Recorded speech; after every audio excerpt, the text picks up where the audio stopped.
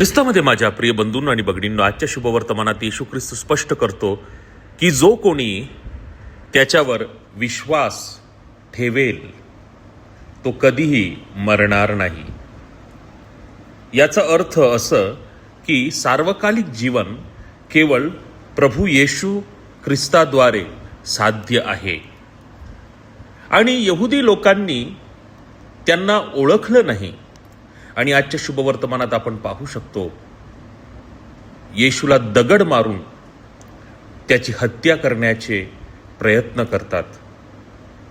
माझ्या प्रिय बंधू भगिनींनो, कदाचित आपण पैसा, धन, मोह, लोभ, मद मत्सरमध्ये कधी कधी बुडून जातो की आपल्याला सार्वकालिक जीवनाबद्दल भान नसते.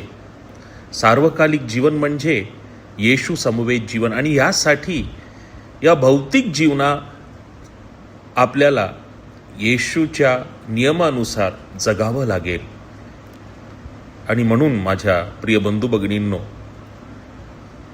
आपले जीवन लहान आहे, आयुष्य लहान आहे, आणि तयारी करूया जेणेकरून आपण सुद्धा प्रभू येशू ख्रिस्ताबरोबर सार्वकालिक जीवनाचा अनुभव घेऊ.